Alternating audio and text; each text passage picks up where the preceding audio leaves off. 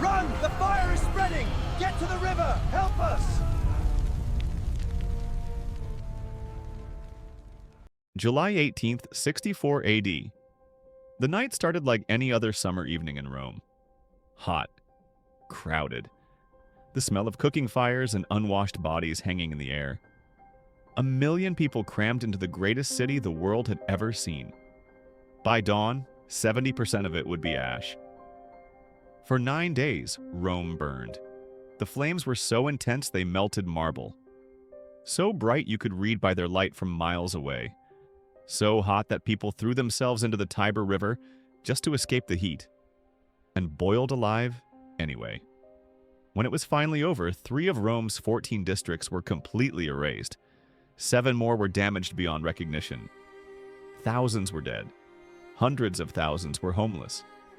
And the city that had stood for 800 years looked like a vision of hell itself.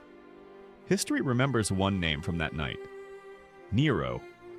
The emperor who allegedly played his lyre and sang about the fall of Troy while his city burned.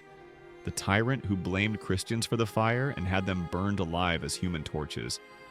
The madman who some say started the fire himself, just so he could build a bigger palace. But here's what history doesn't tell you. Almost everything you think you know about that night is wrong. The truth is far more complicated, more human, more tragic, and ultimately more terrifying than the simple story of an evil emperor watching Rome burn. This is what really happened the night Rome caught fire, and why, 2,000 years later, we still can't agree on who to blame. Let me tell you what Rome actually looked like in 64 AD. Forget the marble temples and grand forums you see in movies. Yes, those existed, but they were islands in an ocean of wooden slums. Rome was a city of approximately 1 million people, most of them poor, most of them crammed into insulae, apartment buildings that were basically ancient death traps. These buildings were 5, 6, sometimes 7 stories tall, built cheap and fast by landlords who cared more about rent than safety. The ground floors were stone, everything above? Wood. Timber frames, wooden floors, wooden stairs. Even the roofs were wooden tiles, and they were packed. Entire families in single rooms. Multiple families sharing floors. The poorest lived at the top where the rent was cheapest and the fire risk was highest. There were no building codes, no fire inspections, no regulations about how high you could build or how close together. Rome's streets in the poor districts weren't streets, they were canyons, narrow passages between towers of wood where you could literally reach out your window and shake hands with your neighbor across the alley. Now add fire to the equation. Every family cooked on open flames. Every shop used fire for their trade. Blacksmiths, bakers, dyers, metalworkers. Oil lamps burned in every home because there was no other light after dark. Candles, torches. Fire was everywhere because fire was life. And in summer, in July, when Rome was so hot that people slept on their roofs to catch any breeze, when timber dried to kindling and one spark could start a conflagration, Rome wasn't a city. It was a pile of wood soaked in olive oil waiting for a match. The city had burned before. Many times. Small fires were so common they barely made it into the historical record. Bigger fires, like the one under Tiberius that destroyed several districts, were just part of life in Rome. There was even a fire brigade, the Vigils. 7,000 men organized into cohorts stationed throughout the city. They had buckets, pumps, hooks for pulling down buildings to create fire breaks. They were trained, professional, and completely inadequate for what was about to happen. Because on the night of July 18th, 64 AD, a fire started in the Circus Maximus, Rome's massive chariot racing stadium, and the wind was blowing. It started in the shops that lined the Circus Maximus. The circus was huge, could hold 150,000 spectators. Around its base were shops selling everything from snacks to souvenirs, wooden structures packed with merchandise, oil, cloth, wood, perfect fuel. We don't know exactly how the fire started. A knocked-over lamp, a cooking fire that got out of control, an accident in one of the shops. Take your pick. In Rome, it didn't matter. What mattered was the wind. That night, a strong wind was blowing from the southeast. Hot summer wind that turned a small fire into a storm of flame before the vigils could even respond. Within minutes, the shops were gone. Within an hour, the fire had jumped to the wooden seating of the circus itself. And then it started to spread. The fire moved like a living thing. Driven by wind, feeding on the packed wooden buildings of the valleys around the Circus Maximus. It roared through the narrow streets, jumping from building to building faster than people could run. By midnight, 3 entire districts were burning. People woke up to screaming, to the smell of smoke, to heat so intense it felt like their skin was cooking. They grabbed what they could, children, valuables, nothing, and ran. But where do you run when the whole city is on fire? The streets were chaos. Thousands of people pushing, shoving, trampling each other to escape the flames. Buildings collapsed without warning, crushing dozens. Smoke so thick you couldn't see 3 feet ahead. The sound was deafening. The roar of flames, the crash of falling buildings, the screams of people burning alive. Some tried to fight the fire. The vigils did their best, but it was hopeless. The fire was too big, moving too fast. They tried to create fire breaks by tearing down buildings, but the wind just carried burning embers over the gaps to ignite new fires. Others looted. When order breaks down, when death is everywhere, some people take what they can. Gangs ran through the streets ahead of the flames, breaking into abandoned homes and shops. Later, witnesses would claim they saw people deliberately starting new fires. Whether to cover their looting or just to spread chaos, no one knows. And where was Nero? He wasn't in Rome. He was 35 miles away in Antium, his hometown on the coast. When news reached him that Rome was burning, he rushed back. This is important. Remember this. Because the story you've heard, that Nero watched Rome burn from his palace while playing music, is physically impossible. He wasn't there when it started. By the time Nero reached Rome on the second day, the fire had already destroyed half the city. And what he saw must have been beyond comprehension. Imagine approaching Rome from a distance and seeing not the familiar skyline of temples and monuments, but an ocean of fire. Smoke rising miles into the sky, visible for hundreds of miles. The heat so intense you could feel it from outside the city walls. Nero did what any leader would do. He opened the public buildings, temples, forums, even his own gardens, as refugee camps. He organized food shipments. He set price controls to prevent merchants from price gouging desperate people. He personally supervised the firefighting efforts. For 6 days, the fire burned. Just when it seemed to be dying down, it would find new fuel and roar back to life. Districts that had seemed safe would suddenly be consumed. The fire was unpredictable, monstrous, unstoppable. On day 6, it finally seemed to be under control.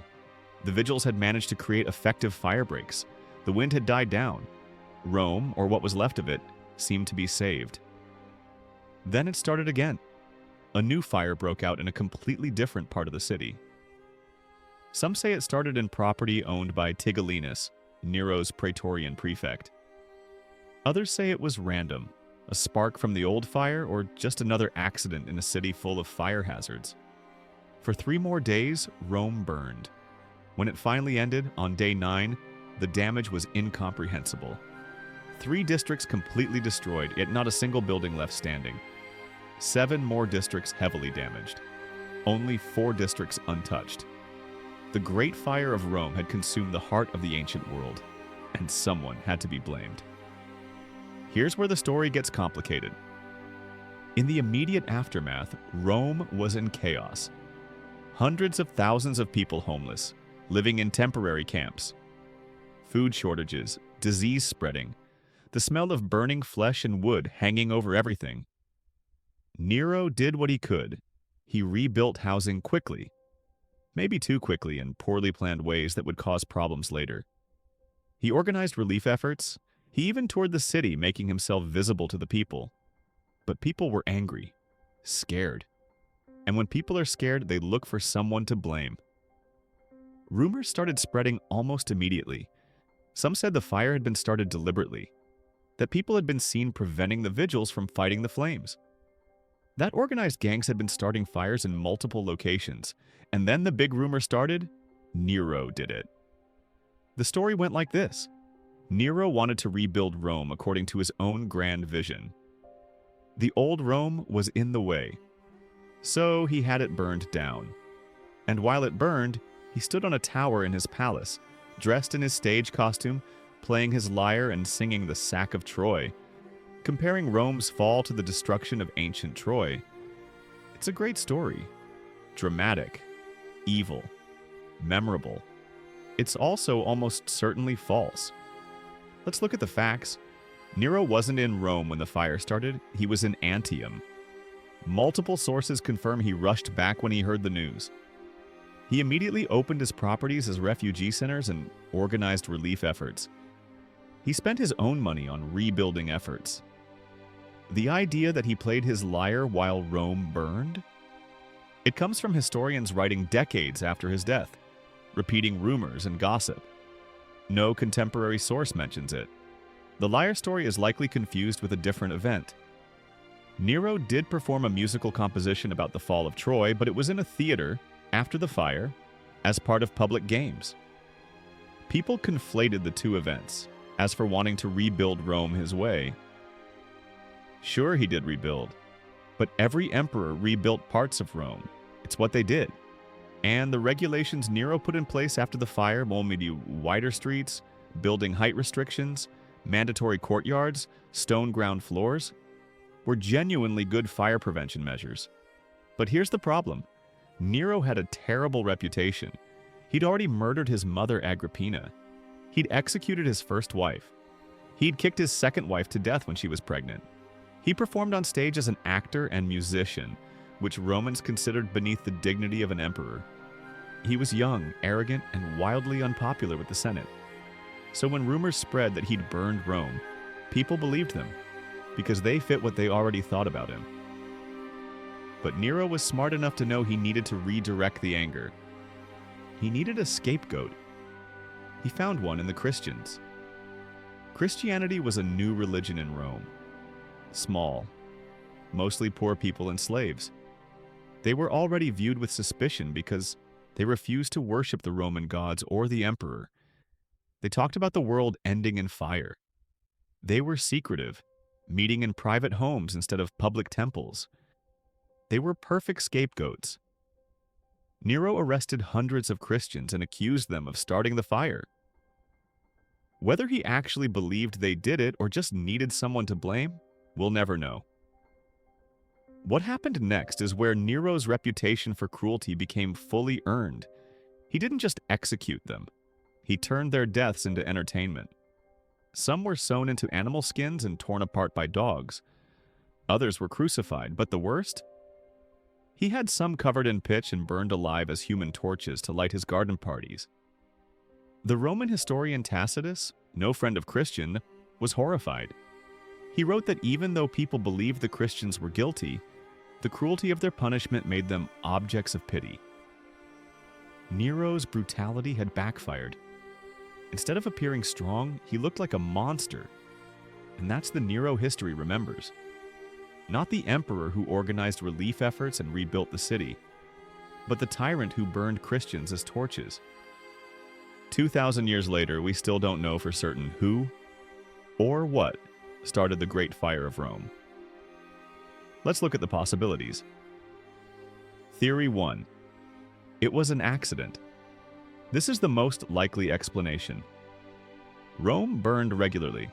The city was a tinderbox, a knocked-over lamp, a spark from a forge, a cooking fire that got out of control. Any of these could have started it. The wind did the rest. The problem with this theory? It's boring. People don't like boring answers. And some of the ancient sources mention suspicious activity. People preventing firefighting. Multiple fires starting in different locations at the same time. Theory 2. Nero did it. This is the popular theory. Nero wanted to rebuild Rome. He needed space for his Domus Aurea, his massive Golden House palace complex. So he burned down the parts of Rome that were in his way. Arguments for Nero benefited from the fire. He did build an enormous palace on land cleared by the flames. He had a reputation for cruelty and megalomania. Arguments against he wasn't in Rome when it started. He lost significant personal property in the fire. The fire was too unpredictable to control. It could have easily spread to his own palaces. His relief efforts seemed genuine, and if he wanted to clear land, there were easier ways that didn't risk destroying the entire city. Theory 3. Nero's enemies did it. Nero had a lot of enemies in the Senate and among Rome's elite. They hated his performances, his disregard for tradition, his power. What if one of them started the fire hoping to blame Nero and turn the people against him? Arguments 4, it would explain why the fire seemed to start in multiple locations. It would explain the people who were seen preventing firefighting efforts. And it did turn people against Nero. Arguments against no direct evidence. And it's a huge risk. Burning Rome to hurt one man. Theory 4, the Christians did it? This is the theory Nero pushed, but modern historians largely dismiss it. Early Christians did preach about the world ending in fire, but they had no motive to actually burn Rome. They were a tiny, powerless group, and if they had done it, they probably would have claimed credit as fulfilling prophecy. Theory 5, random looters and criminals took advantage of the chaos. This is interesting. Some ancient sources mention organized groups starting fires during the chaos, possibly to create confusion for looting or to target specific properties. It's possible that after the initial accidental fire started, opportunistic arsonists spread it further. So, what really happened? Most historians today think it was probably an accident that was made worse by a combination of factors. Bad luck with the wind, poor firefighting, possibly some opportunistic arson during the chaos, and panic that prevented effective response. But the Nero story persists because it fits a narrative we want to believe. Powerful people doing evil things for selfish reasons. It's more satisfying than accident plus bad luck. The truth is probably messier. Rome burned because it was always going to burn. The city was designed to burn. Every summer, every hot night, every cooking fire was a potential catastrophe waiting to happen. The fire started. Maybe by accident, maybe by design. We'll never know. But once it started, human nature, panic, greed, fear, opportunism, made it worse. And in the aftermath, everyone looked for someone to blame. Nero blamed the Christians. The people blamed Nero. The Senate blamed Nero. Later historians blamed Nero. Maybe he deserved the blame. He certainly did enough terrible things to earn a bad reputation, but did he burn Rome? Probably not. The fire changed Rome forever. In the immediate aftermath, Nero's rebuilding efforts were actually impressive. He imposed new building regulations that would make Rome safer. Buildings couldn't be as tall. They had to have stone ground floors. Streets had to be wider. There had to be space between buildings. These were good reforms. If they'd been in place before, the fire might not have spread so fast. But Nero also rebuilt for himself. The Domus Aurea, the Golden House, was obscene in its luxury. A palace complex that sprawled across multiple districts. A lake where the Colosseum now stands. Dining rooms with rotating ceilings that dropped flower petals and perfume on guests. Walls covered in gold leaf. A 100-foot-tall statue of Nero as the sun god. It was too much. While hundreds of thousands of Romans were still homeless, their emperor was building a golden paradise for himself. The Senate never forgave him. The people never forgave him. And 4 years later, when military commanders rebelled and the Senate declared Nero an enemy of the state, he had no support left. He fled Rome. And on June 9th, 68 AD, at age 30, he committed suicide. His last words, according to legend, "What an artist dies in me." Even in death, he was thinking about his performances. After Nero died, his successors tried to erase him. The Domus Aurea was buried and built over. His statues were torn down. His name was chiseled off inscriptions. The Senate declared him a non-person. But the story of Nero and the fire wouldn't die. It was too good a story, too dramatic, too perfectly villainous. Over the centuries, the story grew. Historians embellished it. Artists painted it. Writers dramatized it. The image of Nero fiddling, actually playing a lyre, but fiddling sounds better, while Rome burned became one of history's most enduring images. It doesn't matter that he probably wasn't even there. Doesn't matter that he likely didn't start it. Doesn't matter that the evidence is thin and contradictory. The story is too powerful to let facts get in the way. And maybe that's the real lesson here. 2730-29 Mux. The Great Fire of Rome burned for 9 days in July of 64 AD. It destroyed most of the ancient city. It killed thousands. It displaced hundreds of thousands more. Someone probably started it accidentally. Maybe a lamp, maybe a cooking fire, maybe just bad luck in a city designed to burn. But in the aftermath, when people were scared and angry and looking for answers, the truth didn't matter. What mattered was the story. And the story they told was about an evil emperor who burned his own city. Maybe Nero deserved that story. He murdered his mother. He murdered his wives. He burned Christians alive as party entertainment. He was cruel, vain, and ultimately inadequate as a leader. But did he burn Rome? Probably not. The truth is less dramatic. Rome burned because 1 million people were living in wooden towers packed too close together in a city, where fire was everywhere. It burned because of bad urban planning and worse luck. It burned because once it started, panic and chaos made it impossible to stop. But that's not the story we tell. We tell the story of Nero fiddling while Rome burned. Because we need our villains to be simple. We need evil to have a face, a name, a motive. The real world is messier than that. The real world is accidents and bad decisions and unintended consequences spiraling out of control. But the story?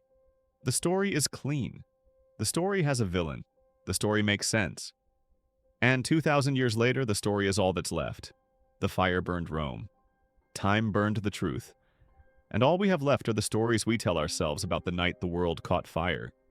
And whether those stories are true, that's up to you to decide.